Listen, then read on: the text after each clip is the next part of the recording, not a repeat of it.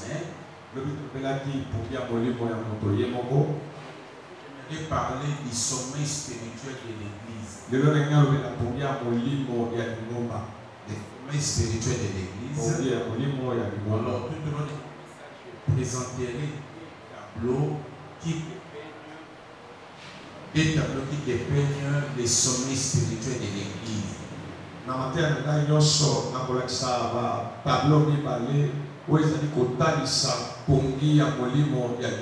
Le premier tableau nous allons le voir dans l'Ancien Testament et le deuxième tableau nous le verrons au Nouveau Testament. Alors c'est cela ce qui fera le corps de notre message de ce jour. Alors ouvrons la Bible de l'Ancien pour les premiers tableaux. Les premiers tableaux, nous les trouvons dans 1 Samuel chapitre 3.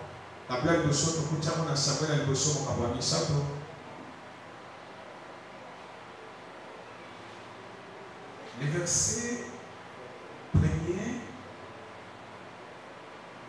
jusqu'au verset 3. 1 Samuel 3 et à 3. Les jeunes Samuel étaient au service de l'Éternel devant Élie. La parole de l'Éternel était rare en ces temps-là. Les visions n'étaient pas fréquentes. En ce même temps, Élie, qui commençait à voir les troubles et ne pouvait plus voir, était couché à sa place. La lampe de Dieu n'était pas encore éteinte et se mettait couché dans le temple de l'Éternel où était l'arche de Dieu. Nous avons lu chapitre 4. Nous lirons les versets 1 jusqu'au verset 22. Verset 1 jusqu'au verset 22.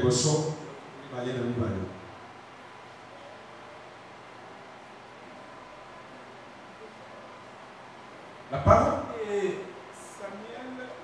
de Samuel s'adressait à tout Israël.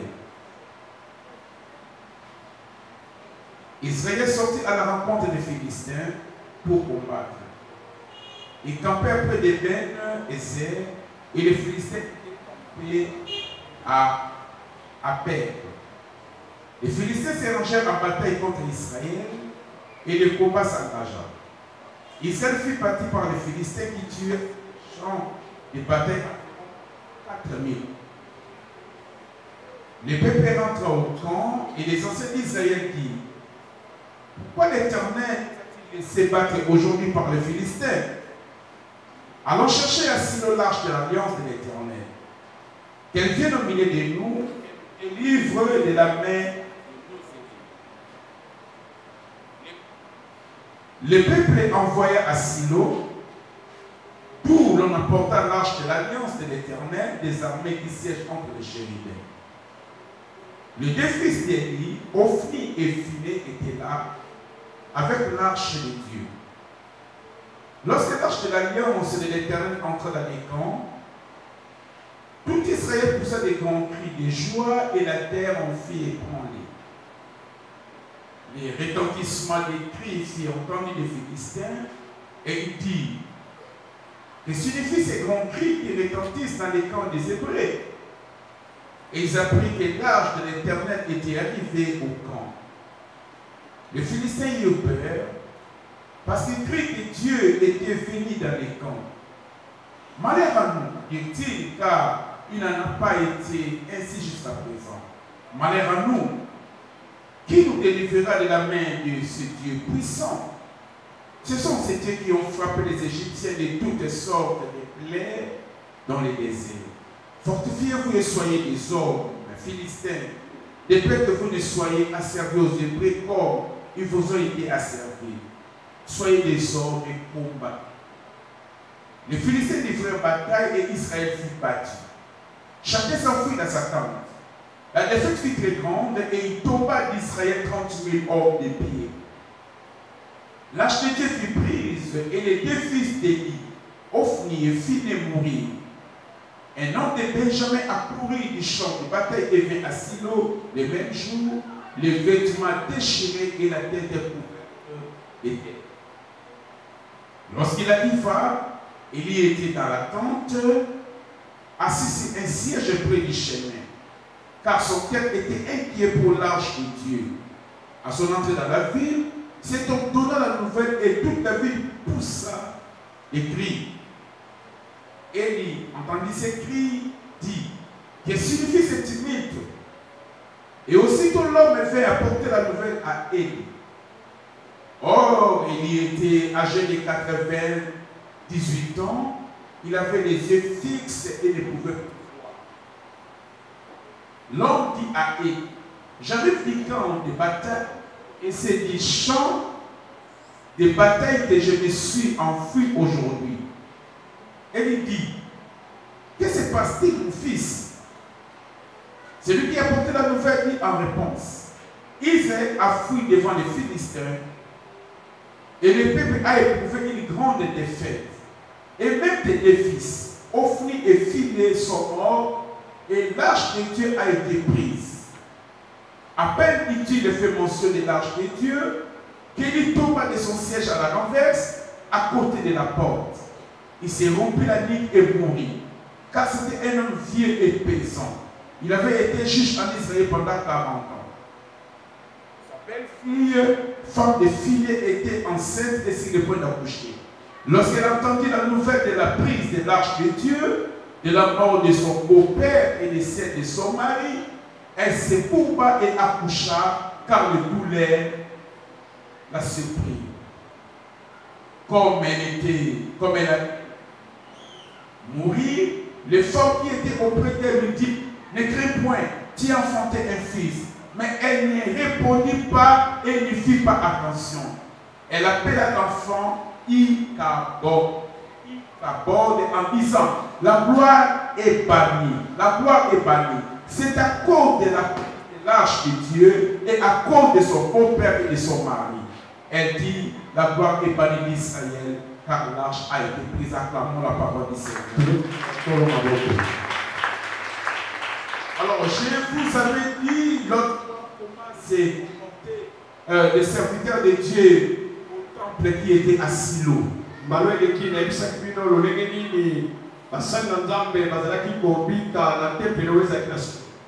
le comportement des serviteurs de Dieu a influencé négativement la vie spirituelle de l'Église. Et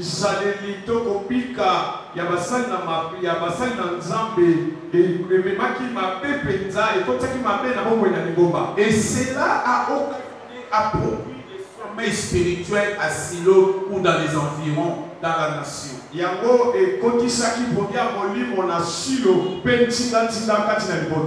quels sont les indices ou les signes qui montrent que dans ce temps-là, il y avait le sommeil spirituel?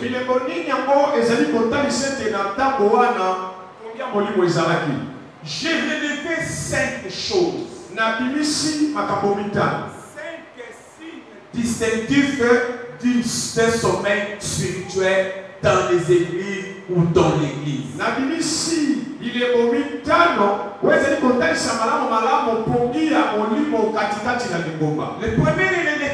premiers éléments, je vais les trouver dans 1 Samuel 3:1 à 3, et les derniers éléments, nous allons les trouver dans 1 Samuel chapitre 4.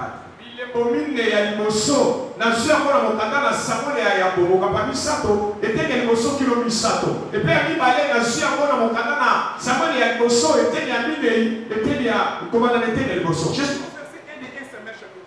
Bible dit les jeunes semaines étaient au service de l'Éternel devant Élie. Première caractéristique, la parole de l'Éternel était rare en ces temps-là.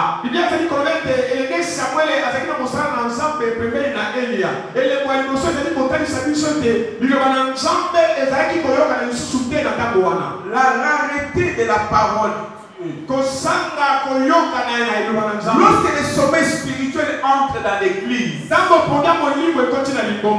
se remarque par la rareté de la parole de Dieu. La parole de Dieu deviendra rare. Nous voyons ici, il y a un serviteur de Dieu. La loi était là. Mais la Bible dit la parole de l'Éternel était rare. La parole des hommes était fréquente. Mais la parole de Dieu était rare. Elle était rare. Bien-aimé dans le Seigneur, que notre église ou telle église ou l'église est dans le sommeil spirituel,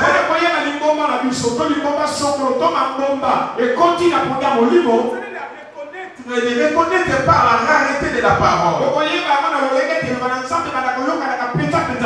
Vous pouvez me dire ceci. Parce que comment tu peux dire cela, la rareté de la parole, alors que dans toutes les églises, il y a des serviteurs de Dieu chargés de prêcher la parole de Dieu.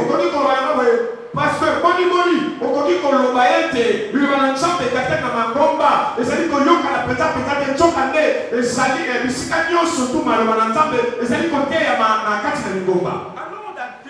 chapitre 1.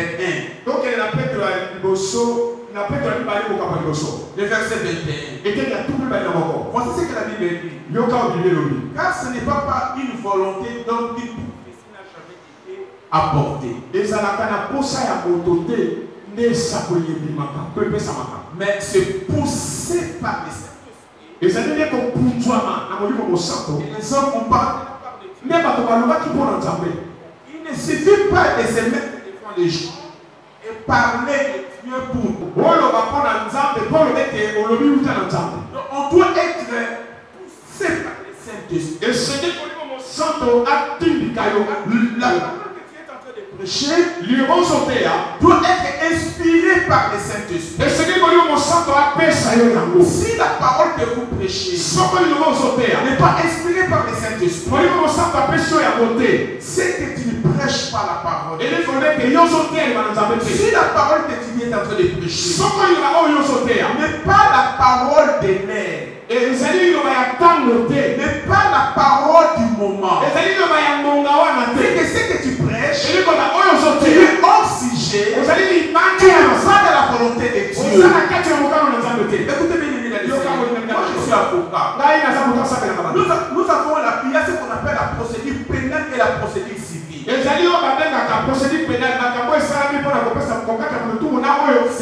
Si je suis dans un procès pénal, je ne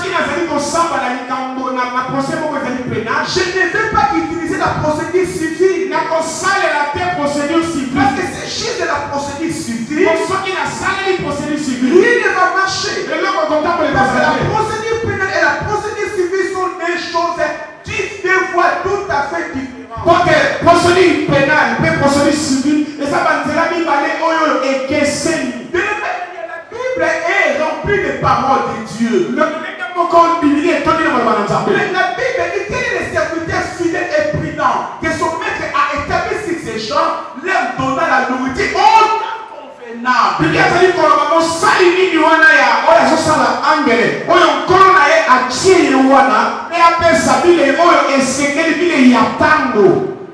Ce qui veut dire que la parole soit celle de Dieu, elle doit être une parole inspirée.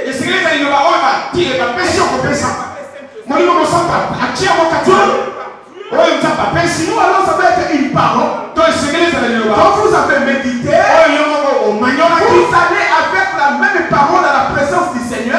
Et le Seigneur l'approuve. Et vous venez le prêcher. Vous êtes sûr que ce que vous êtes en train de prêcher, c'est la parole de Dieu. Lorsque bien aimé, vous n'êtes pas inspiré par le Seigneur. Lorsque vous n'entrez pas à la présence de Dieu pour lui faire part de vos méditations, afin tout ce que vous allez prêcher n'auront pas l'effet de Dieu, ne seront pas inspirés. Et de telles prédications prédication stimulée par la chair. Dans votre désir. Et si vous avez des désirs lucratifs, alors vous ferez des sermons teintés de publicité d'argent.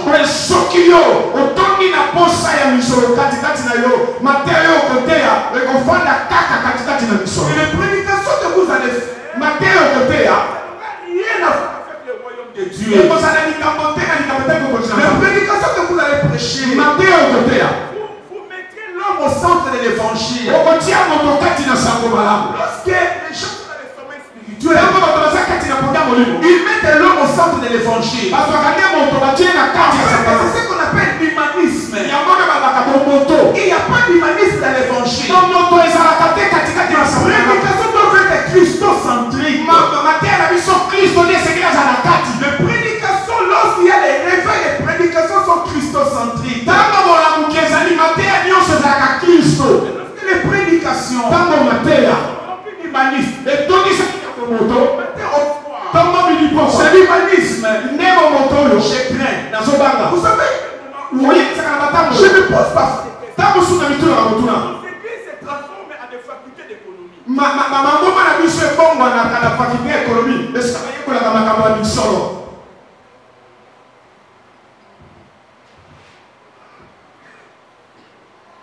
Il y a des séminaires d'hommes d'affaires à tout moment. Pour gagner, comment devenir grand, comment multiplier son argent, comment des immeubles, comment être le premier dans tout. Toutes ces choses on l'apprend à l'université, on l'apprend dans les mondes. Ce n'est pas l'église qu'on doit apprendre ces choses. Je peux en parler en passant, mais je n'ai pas fait de ça un séminaire de toute une année.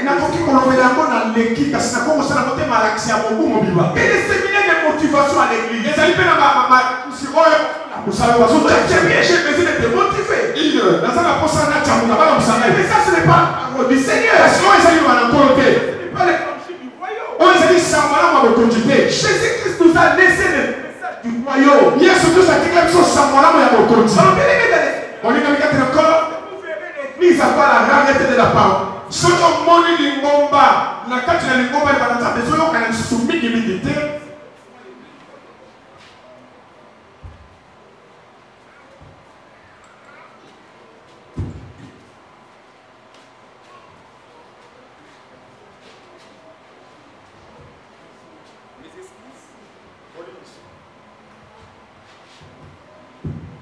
Donc, il y a la rareté des paroles.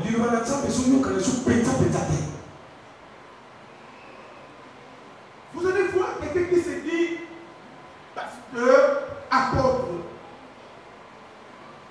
Mais il peut faire toute une année, il n'a même pas enseigné dans son église. Toutes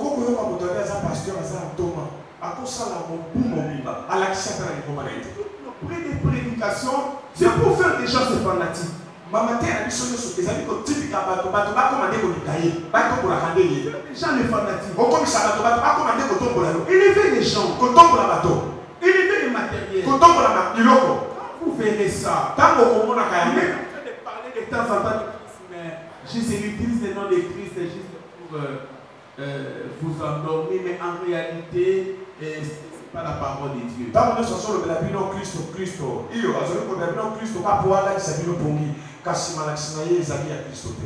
La parole de Dieu deviendra rare. Et quand vous voyez la parole de Dieu devenir rare, la pure parole de Dieu,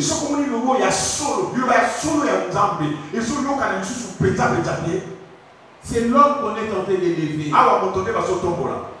Dans les prédications par de l'homme, Jésus n'y est même pas. Ne parlez pas du royaume, ne parlez pas du péché, ne parlez pas du Saint-Esprit. On ne parle pas de ces choses-là. Même lorsqu'on parle du Saint-Esprit, c'est dans les buts d'élever l'homme de Dieu, c'est lui qui est le détenteur du Saint-Esprit.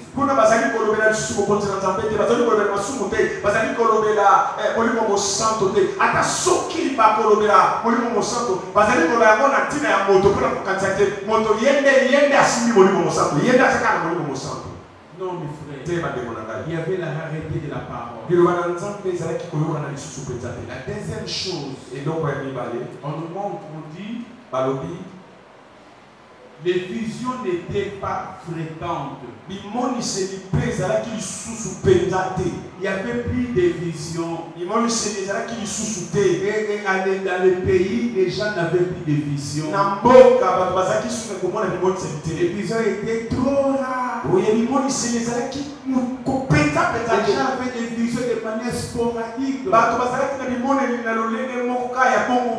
Et puis après, peut-être une fois, pendant 6 mois, une fois, durant 3 mois. Donc, les visions n'étaient plus fréquentes.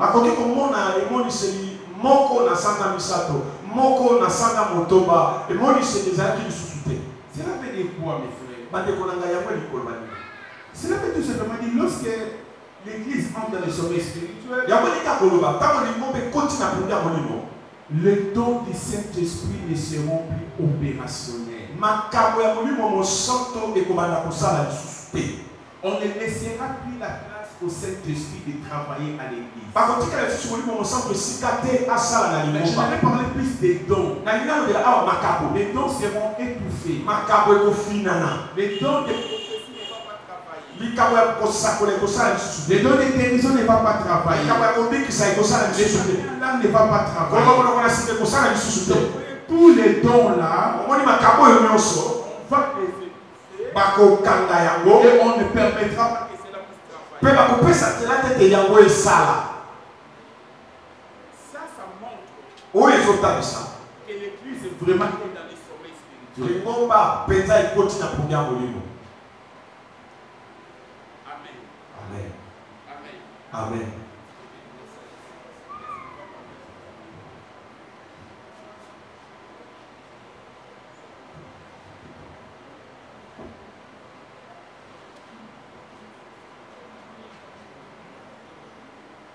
Amen. Donc, lorsqu'il y a des sommets spirituels dans l'église, les dons du Saint-Esprit ne se manifestent plus. On ne laisse pas le temps aux dons de se manifester à l'église.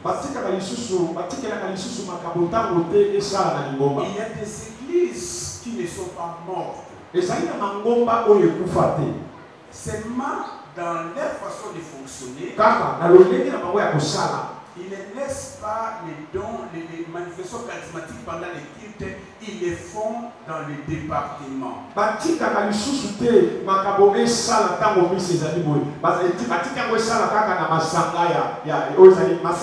une option qu'ils ont levée. Cette église n'est pas morte parce que les dons fonctionnent.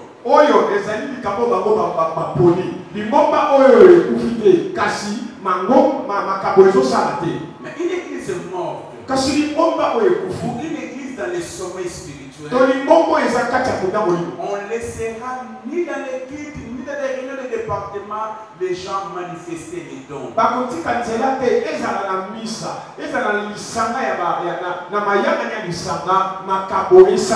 Il n'y aura pas de prophétie.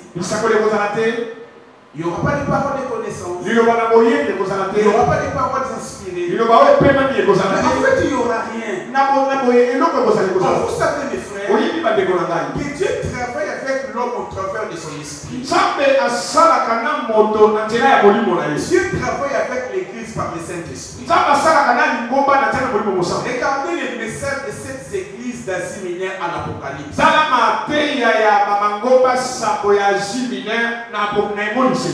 Qui parlait? Ce n'était pas Jésus. Les oreilles entendent ce que l'Esprit dit aux églises.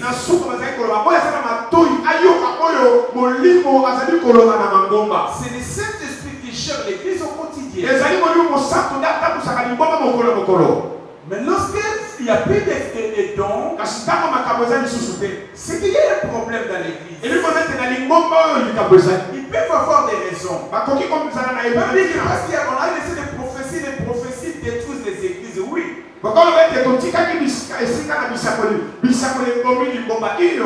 Mais dans nos maisons, nous avons des courants électriques. Mais vous vous savez qu'il y a beaucoup de gens qui sont morts de courant. C'est pour autant que nous refusons que nos maisons soient électrifiées. Mais tous les jours, les gens meurent d'accidents de véhicules. Est-ce que pour autant nous avons renoncé de monter les voitures? Jamais. Nous allons toujours. On est bien aimé dans les Seigneurs. Cela ne veut pas dire que parce qu'il y a eu des dérapages du point de vue au niveau de la prophétie que vous devez l'étouffer.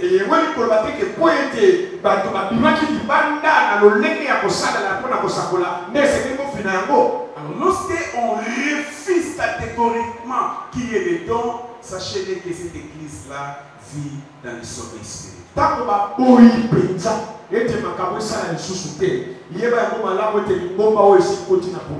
Je connais des églises où on a chassé les gens parce qu'ils ont parlé, ils ont osé de parler en langue. Il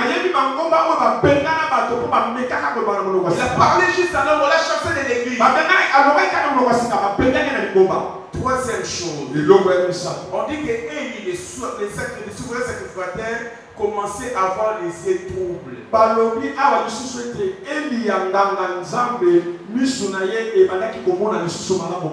Et ne pouvaient plus voir. Il était couché à sa place. Une église qui est dans le sommeil spirituel. Vous les reconnaissez parce que vous allez voir les serviteurs et les leaders vont perdre toute lucidité.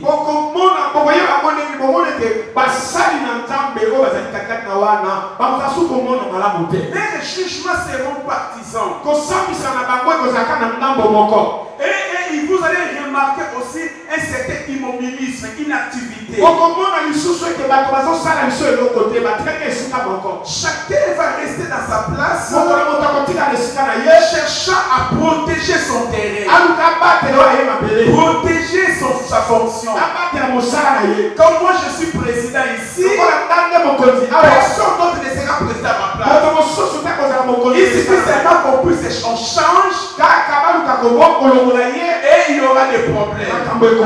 En passant, vous savez qu'au mois de janvier, le mandat de tout le monde se termine. Au mois de janvier de l'année prochaine, le mandat de tout le monde se termine et je vais faire de nouvelles mises en place.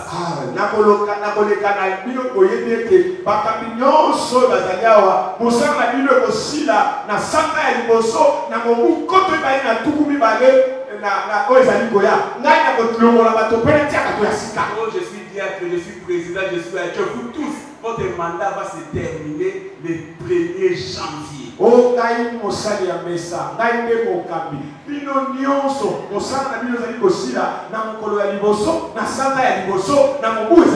Mais les prédicateurs, les interprètes, les modérateurs, ils n'ont pas de mandat.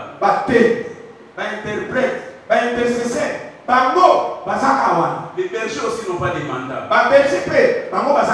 Mais les autres, ils ont les mandats. Donc, les autres, on va les enlever. Ils vont rester des frères, des sœurs. On va mettre les autres. Et il ne faut pas en faire un problème. Parce qu'avant que tu sois là, on te l'avait déjà dit.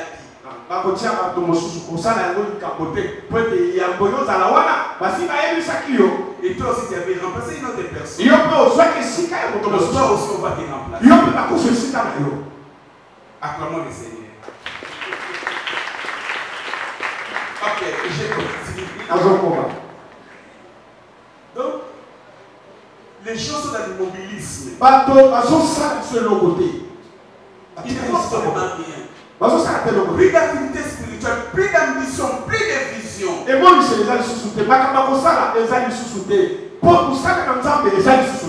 Il tourne en rond.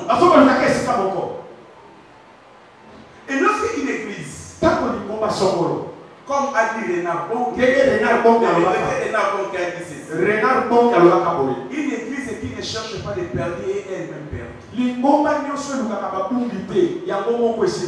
Donc il dirait une église qui ne s'affectionne pas à l'évangélisation ou gagner un dame, c'est une église en réalité qui est perdue parce que vous avez construit votre tour de Babel.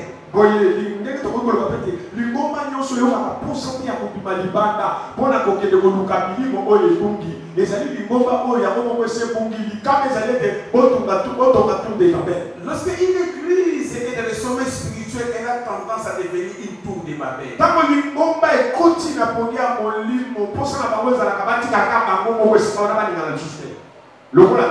Et vous allez voir que cette église ça ne va faire que la croissance biologique.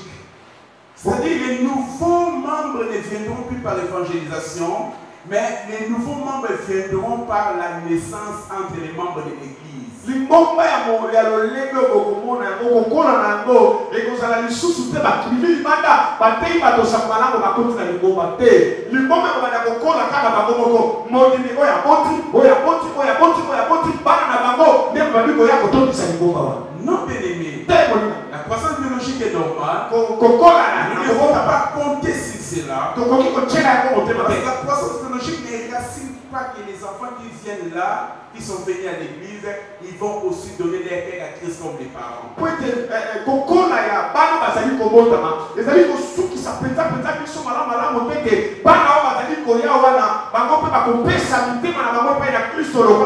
Alors, dans l'évangélisation, vous allez à la recherche d'une âme perdue, vous lui présentez Jésus, vous lui communiquez, vous lui partagez votre foi, il va refuser ou il va accepter. S'il accepte, vous gagnez une âme et il devient un membre de l'église. Alors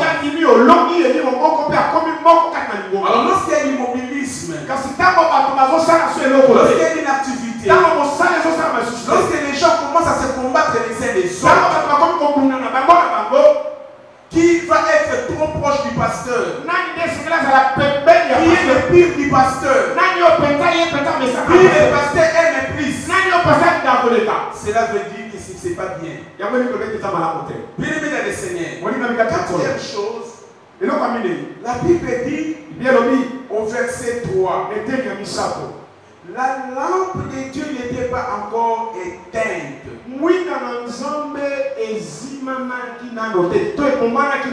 On veut parler du chandelier. Le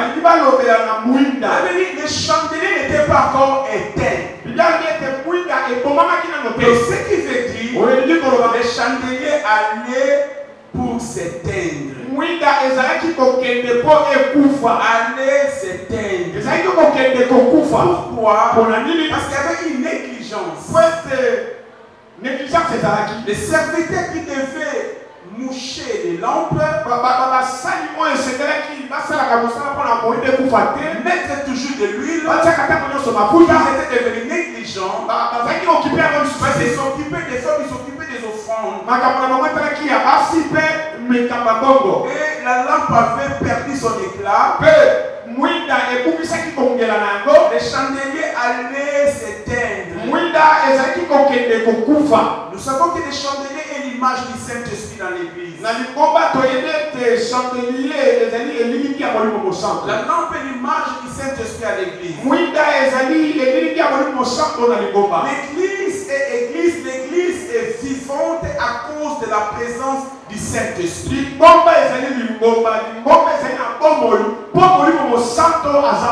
Lorsque l'église néglige le Saint-Esprit, c'est une église qui va faire sa perte.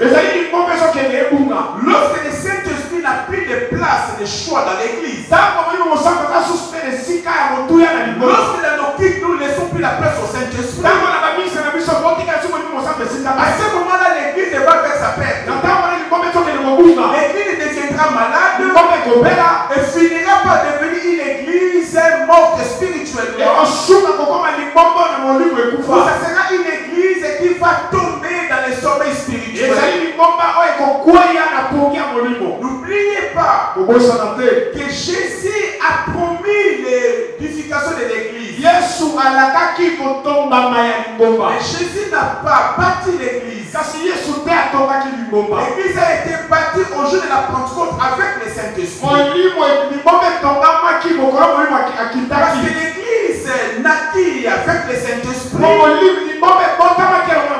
veut dire que l'église doit continuer aussi avec le Saint-Esprit. L'église doit vivre par le Saint-Esprit. Il faut laisser au Saint-Esprit une place de choix dans l'église. Mais lorsque l'église étouffe le Saint-Esprit, lorsque l'homme de Dieu prend la place du Saint-Esprit,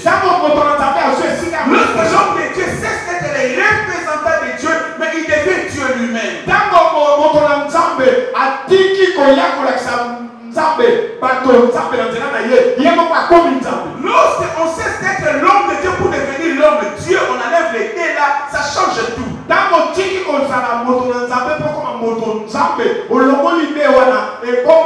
Je ne suis pas l'homme de Dieu, je suis l'homme de Dieu et non pas l'homme de Dieu. Je suis l'homme de Dieu, mais je ne suis pas l'homme de Dieu.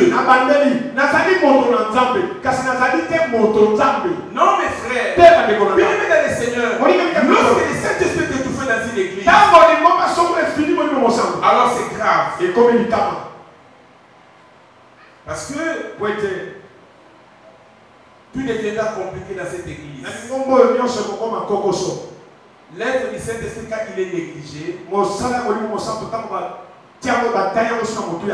alors qu'il va prendre de la place. La nature a horreur du vu du dicton en politique. Pardon? La nature a horreur du vu des dictons en politique. Nature. Et ça dit, Arrête. Le vide du pouvoir n'existe pas, on doit toujours le combler. Et si quelqu'un a mototé, le Seigneur a besoin de mototer. Il veut toujours sortir et diriger. Et le Seigneur est capable de dire alors, quand le Saint-Esprit ne dirige plus l'église, il sera remplacé par un homme. Veillons à ce que notre église ne perd pas le Saint-Esprit. N'éteignons pas l'esprit, n'étouffons pas l'esprit de Dieu.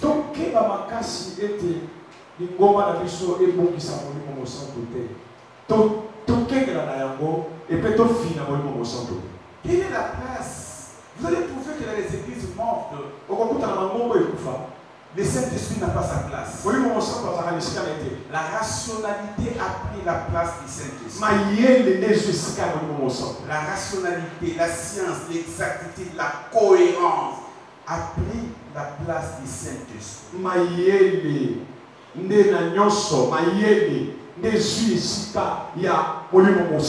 La logique. Tout ce qui n'est pas logique, on ne l'accepte pas. Dans l'église, on ne peut pas crier Alléluia. On ne peut pas dire Amen. Dès que vous dites Amen, tout le monde te regarde.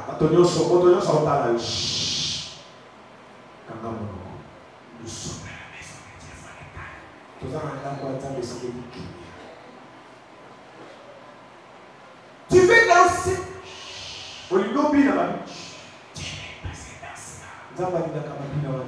Tu veux passer danser. Si tu veux danser pour Dieu, si tu veux danser pour Dieu, il faut faire comme ça. Comme ça, là, c'est le diable. Dieu, il est calme.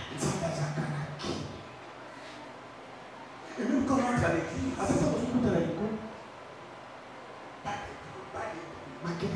quand vous voulez prier, vous n'avez pas la foi. Respectez Dieu. Priez dans les cœurs. Il faut s'écouter. Et quand on vient à l'église, ça devient comme un cimetière.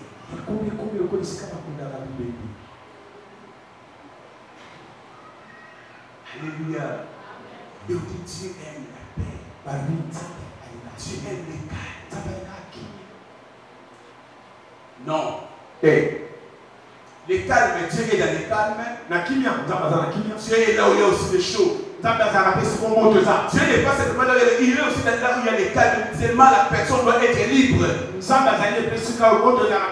commence à contrôler même les cris, déjà là il n'y a plus les Saint-Esprit. Si quelqu'un veut crier, laissez-les crier. À condition qu'il ne dérange pas. Mais s'il peut dire Amen, laissez-les dire Amen. Quand Jésus prêchait, les gens criaient. Et rien ne m'amène qui doit allaiter. Et rien ne m'amène qui doit allaiter. Alléluia. Et les gens criaient, les gens étaient dans la joie. Les gens parlaient.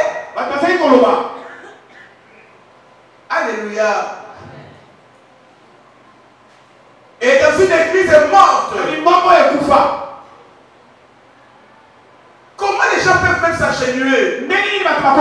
Les prédications inefficaces. sans S'enfuient des blocs de glace. Et les gens ne sont même pas touchés par la prédication. Toute une année, personne n'a confessé les péchés. Toute une année, personne n'a été touché par une prédication. Et vous trouvez ça normal? Vous trouvez ça normal? Comment c'est quelqu'un qui mène une vie du péché, il fait les églises 1 mois, 2 mois, 3 mois, aucune prédication ne l'a touché. Posez-vous des questions. Qu'est-ce que vous prêchez? Qu'est-ce que vous prêchez?